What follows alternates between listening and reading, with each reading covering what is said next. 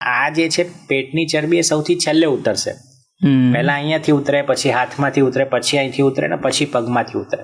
આપણે વેટ લોસની જર્ની માની લો ચાલુ કરતા હોય તો એવું માનીને ચાલવાનું કે 3 મહિના પછી તો ઉતરવાની ચાલુ થશે.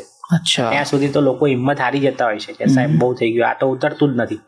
3 મહિના પછી તો એ ઉતરવાની ચાલુ થતી હોય છે પેટની ચરબી, એટલે એ સૌથી છેલ્લે ઉતરે. મોસ્ટલી તમારે 3 થી 6 મહિના ગણી લેવા.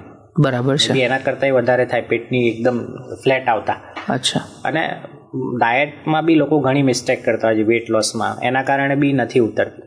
લો કેલરી ડાયટ ઉપર જતા રહે, ઉપવાસ કરે, સૂટ ના થાય. ઇન્ટરમિટન્ટ ફાસ્ટિંગ જે કહેવાય બધા માટે નથી હોતું. બરાબર. પણ લો કેલરી ડાયટ, કીટો ડાયટ, તો એના કારણે મસલ લોસ બી થઈ જતો હોય છે ફેટ લોસની સાથે સાથે, which is very wrong method.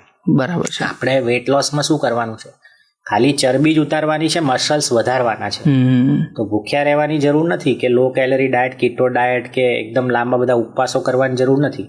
એના કારણે વજન તો ઘટી જાય 3 મહિનામાં 15 કિલો. બરાબર. 6 મહિના પછી જ્યાં હતા ત્યાં આવી જાવ. આ વસ્તુનું ખાસ ધ્યાન રાખવાનું છે કે ભાઈ વજન ઉતારવાની રાઈટ સિસ્ટમ અને સ્ટ્રેટેજી ફોલો કરવાની છે.